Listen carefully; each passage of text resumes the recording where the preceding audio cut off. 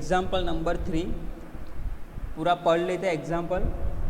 अब example solve करने से पहले आपको क्या करना है, देखो लेफ्ट साइड यहाँ पे आपको दिख रहा होगा कि पूरा फॉर्मेट मैंने ऑलरेडी प्रिपेयर करके रखा है। देखो ये सारा net profit of the year, फिर तीनों एक्टिविटीज़ लिख दिए और ऑपरेटिंग एक्टिविटीज़ के जो सब टाइटल है वो भी मैंने लिख दिए, जो मैंने प्रीवियस लेक्चर में डिस्कस किए थे आपके साथ। Non cash and non operating expense add करते, उसके बाद देखो वहाँ पे that is non cash and non operating income minus करते, फिर add decrease in current assets increase in current liabilities, उसके बाद देखो increase in current assets and decrease in current liabilities and income tax paid. तो operating activities का format मैंने previous lecture में discuss किया था, यही सारा फॉर्मेट लिखा है। ऐड लेस और लेस 5 टाइटल थ्रू हमें यहाँ पे जाना है कैश फ्रॉम ऑपरेटिंग एक्टिविटीज़ में। तो non cash and non operating expense add करो, non cash and non operating income minus करो, फिर ऐड और लेस में क्या आएगा, current assets and current liabilities related जो एडजस्टमेंट है वो, एंड सबसे लास्ट में आएगा इनकम टैक्स पेड।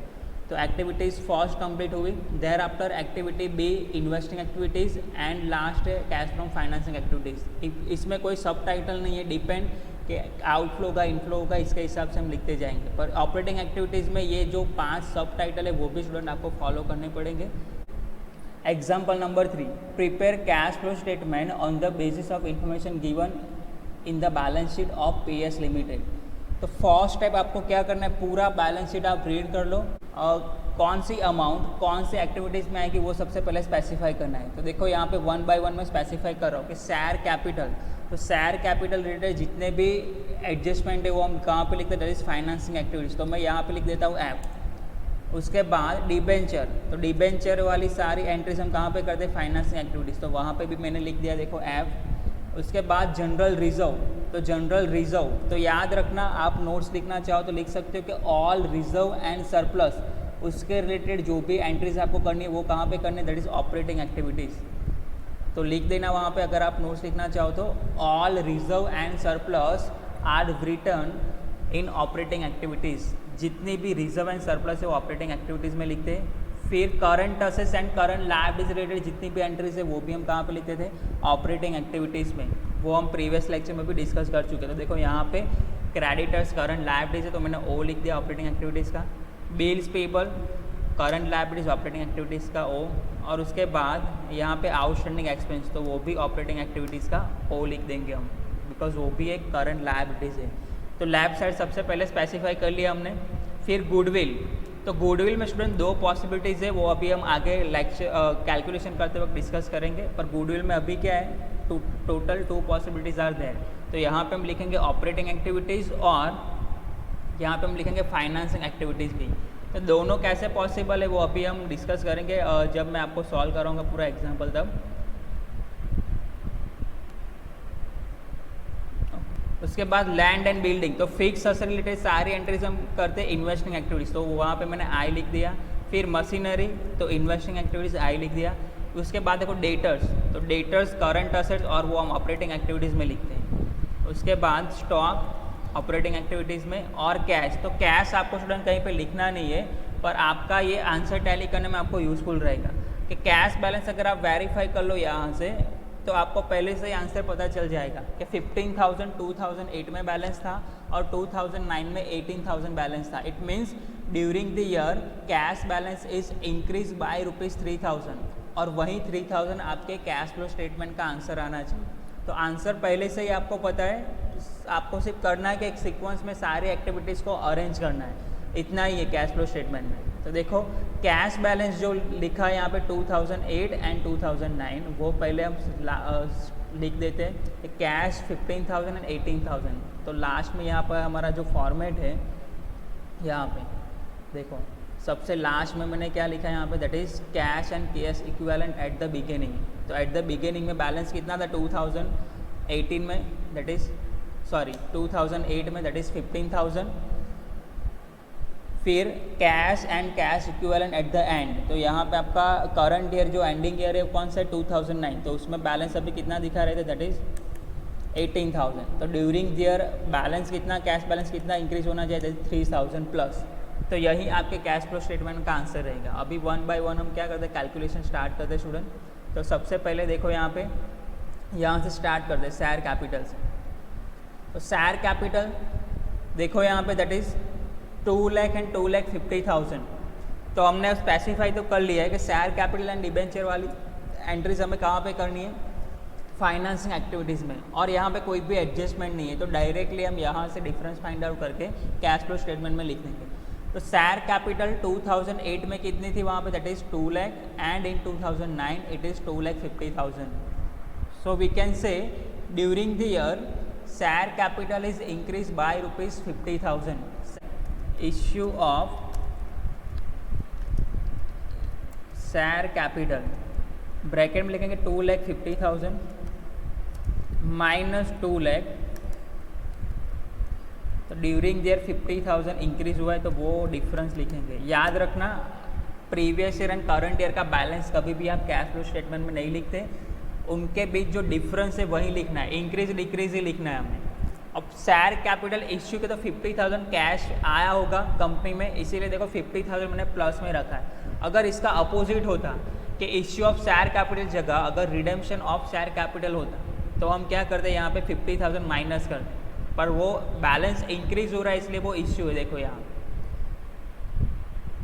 अब इससे पहले देखो ये वाला एक रूल्स अगर स्टूडेंट आप याद रखोगे तो भी आपको बहुत यूजफुल रहेगा। देखो यहाँ पे मैंने क्या लिखा है, दैट इज़ गोल्डन रूल्स। तो ये रूल्स अगर आप याद रखते हो तो भी आपको कोई प्रॉब्लम नहीं होगा कैश फ्लो स्टेटमेंट प्रिपेयर करने में। दैट इज़ असेट्स अगर इंक्रीज हो रहा है, देखो क्या यहाँ पे रूल्स है, अगर असेट्स इंक्रीज हो रहा है तो कैश फ्लो स्टेटमेंट में previous year and current year का जो बैलेंस डिफरेंस आएगा वो आपको कहाँ क्या करना है, कैश फ्लो स्टेटमेंट में माइनस करना है। कहाँ पे करना है, it depends on the activities, पर वो कैश फ्लो स्टेटमेंट में ऑलवेज क्या होगा, माइनस होगा। तो वंस अगेन आई रिपीट, ध्यान से सुनना, इंक्रीज इन करंट असेट्स, तो कैश फ्लो स्टेटमेंट में वो डिफरेंस वाली अमाउंट आपको क्या करनी है, माइनस करनी है। डिक्रीज इन करंट असेट्स, तो डिफरेंस वाली अमाउंट आपको कैश फ्लो स्टेटमेंट में क्या करनी है, प्लस करनी है। अब ये ऐसा नहीं कि सर सिर्फ फिक्स असेट में ये रूल्स एप्लीकेबल होगा, चाहे फिक्स असेट हो, इन्वेस्टमेंट हो या करंट असेट्स हो, वो असेट्स होना चाहिए।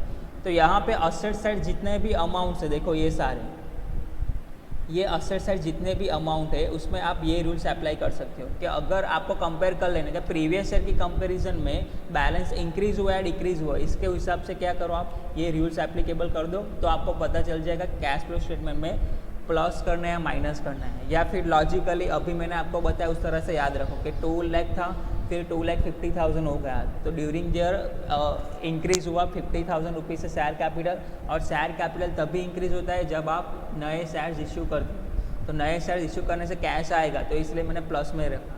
तो इस तरह से भी आप क्या कर सकते हो, याद कर सकते हो। अदरवाइज़ ये रूल्स जो है 4 वो याद करके भी आप वो आइडेंटिफाई कर सकते हो कि कैश फ्लो स्टेटमेंट में मुझे माइनस करना है डिफरेंस वाला अमाउंट या प्लस करना है।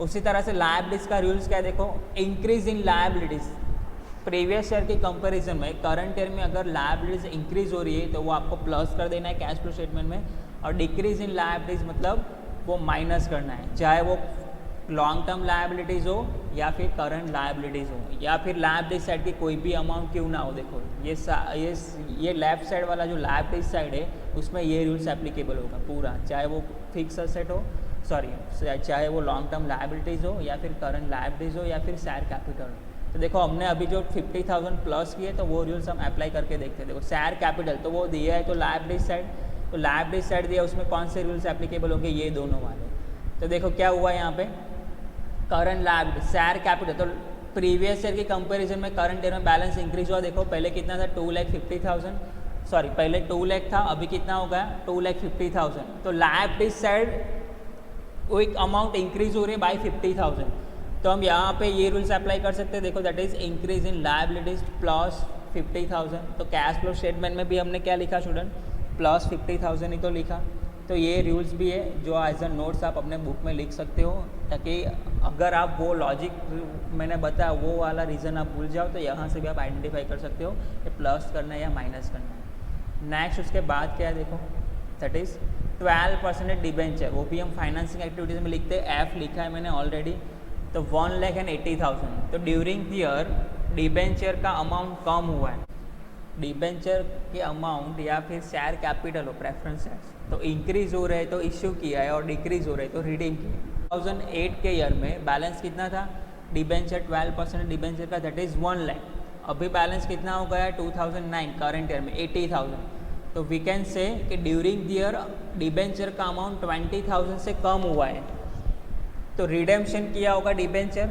अब डिबेंचर रिडीम करते हो तो कैश पे करना पड़ेगा डिबेंचर होल्डर को, तो वो डिफरेंस भी हम फाइनेंसिंग एक्टिविटीज़ में लिखेंगे, वो भी हम माइनस में लिखेंगे। तो ये मैंने आपको लॉजिकली एक्सप्लेन किया। अगर रूल्स अप्लाई करके देखो यहाँ पे लायबिलिटीज वाला rules, decrease in current liabilities लिखा है तो 1 लाख था फिर 80,000 होगा, तो ड्यूरिंग ईयर लायबिलिटीज साइड वाली कोई अमाउंट डिक्रीज हुए तो देखो यहाँ पे क्या लिखा है मैंने, वो आपको माइनस करना है। तो ये रूल्स भी अप्लाई कर सकते हो वहाँ पे। तो देखो दैट इज़ फाइनेंसिंग एक्टिविटीज़ में लिखना है, तो यहाँ पे लिखेंगे अब that is redemption of debentures, bracket में लिखेंगे 1 लाख माइनस 80,000 20,000 माइनस में आएगा। कंपनी अगर डिबेंचर रिडीम कर रही है स्टूडेंट तो पैसे पे करने पड़ेंगे 20,000 रुपीज़, तो माइनस में लिखा है, देखो मैंने माइनस कर दिया वहाँ पे। नेक्स्ट उसके बाद जनरल रिजर्व, तो मैंने पहले ही आपको बताया, एज ए नोट्स भी आप लिख सकते हैं कि all reserve and surplus are written in operating activities. अब जनरल रिजर्व में बैलेंस देखो कितना है वहाँ पे, दैट इज़ 50,000 बैलेंस है आपका। पहले 50,000 था, उसके बाद कितना होगा 70,000। तो during the year general reserve का बैलेंस 20,000 से इंक्रीज हुआ है। क्या बोल सकते हैं यहाँ पे कि during the year general reserve का बैलेंस 20,000 से इंक्रीज हुआ है। तो जनरल रिजर्व का बैलेंस इंक्रीज कब होता है, जब कंपनी ड्यूरिंग द ईयर जो भी प्रॉफिट अर्न कर रही है वही प्रॉफिट का कुछ पोर्शन जनरल रिजर्व में ट्रांसफ़र करें, तो वो जनरल रिजर्व का बैलेंस इंक्रीज होता है। या एक सिंपल रूल्स क्या है कि रिजर्व एंड सरप्लस इंक्रीज कब होते हैं, जब प्रॉफिट एंड लॉस अकाउंट में से जो प्रॉफिट का पोर्शन है उसमें से कुछ पोर्शन वो रिजर्व या प्रोविज़न में आप ट्रांसफ़र करते तो वो रिजर्व इंक्रीज हो जाते हैं, रिजर्व और प्रोविज़न दोनों। और रिजर्व और प्रोविज़न रिड्यूस कब होते हैं, जब वो स्पेसिफिक पर्पस के लिए आप यूज़ कर लेते हैं, तब वो अमाउंट क्या हो जाते हैं, रिड्यूस हो जाते हैं। कि प्रॉफिट एंड लॉस अकाउंट का जो सरप्लस बैलेंस था, मतलब प्रॉफिट वाला जो अमाउंट था, उसमें से कंपनी ने क्या किया कि कुछ अमाउंट जनरल रिजर्व में ट्रांसफ़र कर दिया। तो बात तो एक ही हुई, अभी वो कैश तो कंपनी में ही है, ऐसा तो नहीं कि वो 20,000 आउटसाइड पार्टी को पे किए। तो जनरल रिजर्व इंक्रीज होता है पर बैलेंस, कैश बैलेंस तो कम नहीं होता।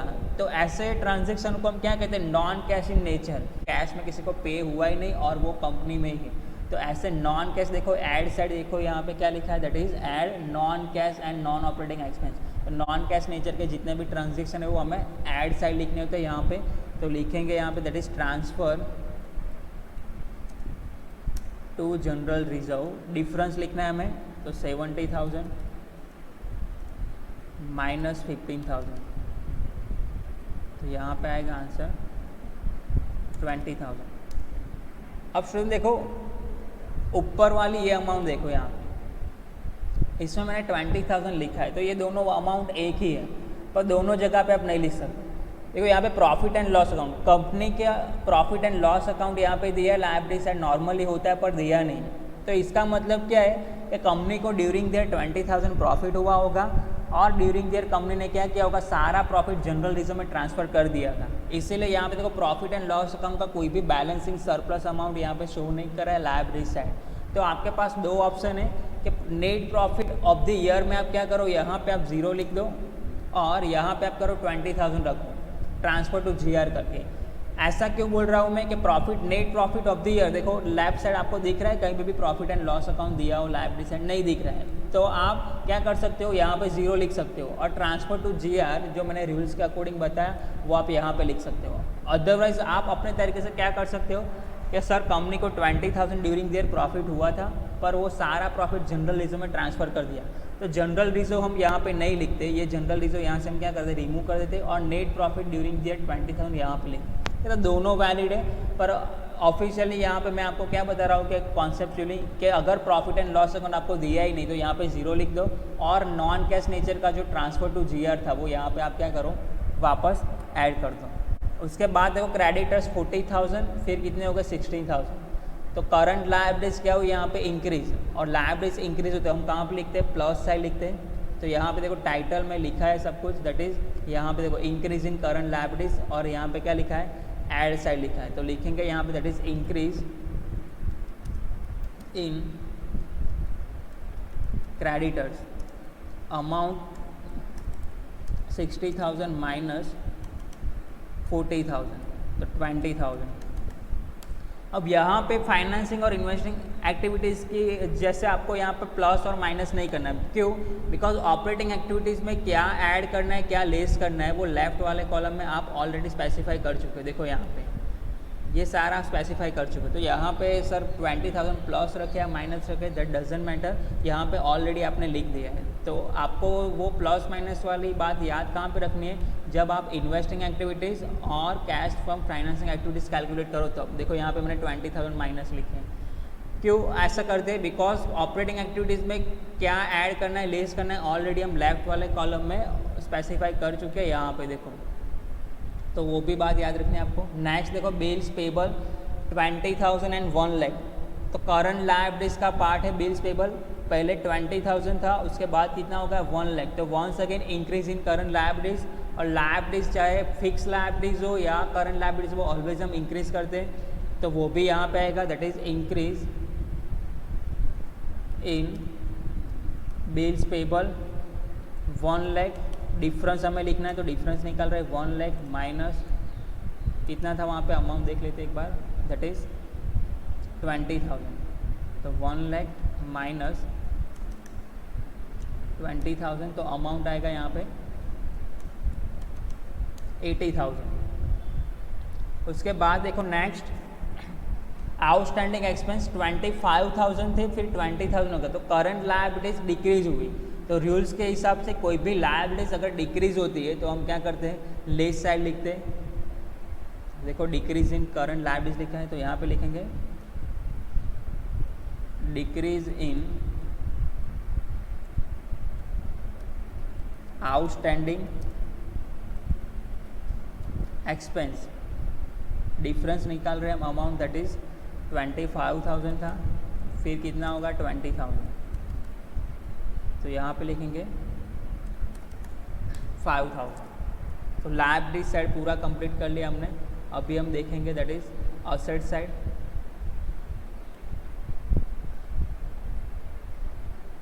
देखो यहाँ तो गुडविल, तो दो पॉसिबिलिटीज है गुडविल के, देखना है आपको कि गुडविल रिटर्न ऑफ है या गुडविल परचेज किया है। तो previous year and current year की अमाउंट कंपेयर करके कि आपको देखना है कि प्रीवियस ईयर में करंट ईयर की कंपैरिजन में अमाउंट डिक्रीज हुआ इंक्रीज हुआ। तो देखो यहाँ पे 2,000 अमाउंट है और प्रीवियस ईयर में कितना था 10,000। तो गुडविल का अमाउंट कम हुआ है, उसका मतलब क्या है कि गुडविल राइट ऑफ है। यहाँ पे गुडविल राइट ऑफ, और गुडविल राइट ऑफ हो तब आपको कहाँ पे लिखना है, ऑपरेटिंग एक्टिविटीज़ में लिखना है। पर अगर यहाँ पे 2,000 की जगह 12,000 होता तो गुडविल का अमाउंट इंक्रीज कब होता है, जब आप परचेस करते हो। और गुडविल भी एक असेट्स का पार्ट है, तो गुडविल परचेस करते हो तो वो आप कहाँ पे लिखते हो, दैट इज़ यहाँ पे सॉरी मैंने बाय डिफॉल्ट एफ लिख दिया था, that is investing activities. Goodwill आप परचेस करते हो तो that is part of fix asset, और वो आपको कहाँ पे लिखना है, इन्वेस्टिंग एक्टिविटीज़ में। पर 99% केस में स्टूडेंट आपको यही सिचुएशन दी होगी कि गुडविल 10,000 था 2008 में, और फिर कितना हो गया 2,000। तो ड्यूरिंग ईयर 8,000 रुपीज़ की गुडविल राइट ऑफ की। अब गुडविल जब राइट ऑफ करते हो तो आप क्या करते हो student, profit and loss account में डेबिट साइड लिखते हो गुडविल रिटर्न ऑफ करके। याद करो फाइनेंशियल स्टेटमेंट हम प्रिपेयर करते हैं, तो गुडविल राइट ऑफ करने से प्रॉफिट का अमाउंट कम हो जाता था, पर गुडविल राइट ऑफ करने से क्या आप थर्ड पार्टी को पे करते थे। और कंपनी के पॉइंट ऑफ व्यू सोचोगे तो कि कंपनी अगर गुडविल राइट ऑफ करती है तो किसी आउटसाइड पार्टी को कैश में पेमेंट कर रही है, नहीं कर रही। तो ऐसे बहुत सारे एडजस्टमेंट होते थे वहाँ पे प्रॉफिट एंड लॉस में डेबिट साइड, जो नॉन कैश नेचर के थे, फिर भी आप वहाँ पे लिखते थे। तो मैं आपको एग्जांपल दे रहा हूँ कि goodwill written off, preliminary expense written off, debenture discount written off. तो ये सारे एक्सपेंस कैसे थे कि नॉन कैश नेचर के एक्सपेंस है।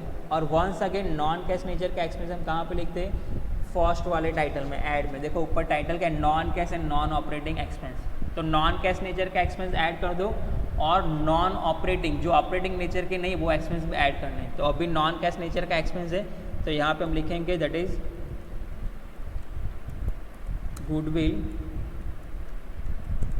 रिटर्न ऑफ अमाउंट पहले था वहाँ पे दैट इज 10,000, फिर बाद में करंट ईयर में होगा 2,000। तो goodwill written of during year 8,000 जो कि प्रॉफिट में से माइनस कर दिए थे पर कैश गया नहीं था, तो वो नॉन कैश एक्सपेंडिचर था, हमने वापस ऐड कर दिया। अभी नेक्स्ट देखो उसके बाद क्या है, that is machinery sorry land and building. तो 2 लाख था और 2,80,000 हो गया, तो लैंड एंड बिल्डिंग का अमाउंट इंक्रीज हुआ है बाय ₹80,000। तो उसका मतलब क्या, ड्यूरिंग ईयर कंपनी ने 80,000 रुपीज़ का लैंड एंड बिल्डिंग परचेज किया। तो purchase of land and building कहाँ पे लिखते हैं हम, इन्वेस्टिंग एक्टिविटीज़ में। तो लिखेंगे यहाँ पे that is purchase of land and building, difference निकाल लेते हैं वहाँ पे that is 2,80,000 minus 2 lakh. Purchase किया तो कैश सामने पे करना पड़ेगा, तो देखो मैं यहाँ पे क्या कर रहा हूँ, माइनस कर रहा हूँ। और ये एग्जाम में भूल मत जाना, अगर सेल है तो प्लस में रख सकते हो, परचेज है तो माइनस में रखना पड़ेगा। तो ये एडजस्टमेंट सॉल्व किया। नेक्स्ट उसके बाद देखते हैं, देखो दैट इज मशीनरी। तो मशीनरी में भी देखो सेम सिचुएशन है स्टूडेंट, तो हम डिटेल में डिस्कस नहीं कर रहे। देखो क्या है, मशीनरी 1 लाख था, फिर कितना होगा 1,30,000। तो ड्यूरिंग ईयर मशीनरी भी परचेज की होगी, तो लिख देते हैं यहाँ पे इन्वेस्टिंग एक्टिविटीज़ में that is purchase of machinery 1,30,000 minus 1 lakh. तो 30,000 डिफरेंस का अमाउंट लिखना है हमें, और वो भी हम माइनस में लिखेंगे बिकॉज वंस अगेन परचेज किया है। तो होगा टोटल। नेक्स्ट उसके बाद दैट इज देखो डेटर्स 40,000 फिर 60,000 हो गया, और उसके बाद का भी सॉल्व कर लेते हैं साथ में। देखो स्टॉक 70,000 एंड 90,000, तो दोनों करंट असेट्स का पार्ट है, डेटर्स एंड स्टॉक। तो दोनों देखो 20,000 से इंक्रीज हो रहा है, तो दोनों एक ही टाइटल में आएंगे, इंक्रीज इन करंट असेट्स में। और असेट्स इंक्रीज होता है तो कैश माइनस करना है, तो वो लेस साइड जाएगा। यहाँ पे देखो that is increase in current assets लिखा है, तो सबसे पहले हम लिखेंगे increase in stock, outer column हम 20,000 लिख देते हैं। डिफरेंस वाला जो है वो आप फाइंड कर लेना अपने तरीके से, वहाँ पे लिख देना। और यहाँ पे लिखते that is increase in debtors, तो वो भी 20,000 से इंक्रीज हो रहा था। तो पूरा एग्जाम्पल देखो सॉल्व हो चुका है यहाँ पे ये मैं। तो अभी क्या कर रहे हैं हम, टोटल कर रहे हैं। तो देखो नेट प्रॉफिट ड्यूरिंग ईयर मैंने 0 लिखवा के रखा है आपको, फिर यहाँ पे 20,000 एंड 8,000, तो बैलेंस आपका यहाँ पे टोटल कर देते हैं। सबसे पहले ये दोनों इनर कॉलम का, तो 20,000 प्लस 8,000, तो हमारा अमाउंट आ जाएगा दैट इज 28,000। उसमें 0 देखो 0 नेट प्रॉफिट, उसके बाद ये लेफ्ट साइड क्या लिखा है मैंने ऐड, तो 0 में 20,000 हम ऐड करेंगे, तो फिर भी हमारा बैलेंस कितना आएगा स्टूडेंट, दैट इज 28,000। तो वही 28,000 यहाँ पे लिख देते हैं। देखो non cash and non operating income में कुछ दिया नहीं, तो वो हम क्या करेंगे, डैश कर सकते हो या फिर आप 0 लिख सकते हो।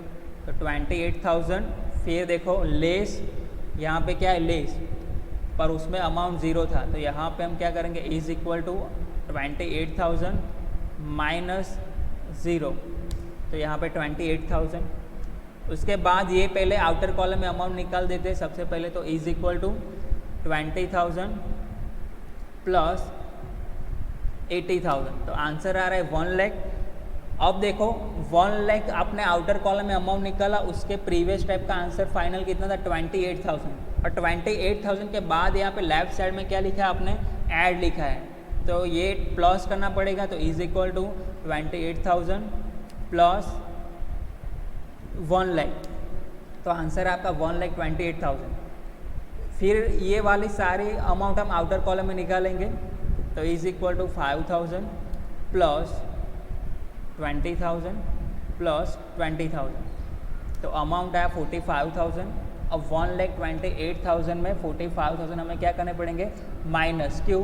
बिकॉज प्रीवियस स्टेप का आंसर 1,28,000 है, उसके बाद क्या लिखा है यहाँ पे देखो, दैट इज लेस, तो 45,000 उसमें से माइनस करने, तो इज इक्वल टू 1,28,000 माइनस 45,000, तो आंसर आ रहा है आपका that is 83,000। Income tax paid की कोई इन्फॉर्मेशन नहीं थी तो उसको हम ज़ीरो लिख देते हैं यहाँ पे।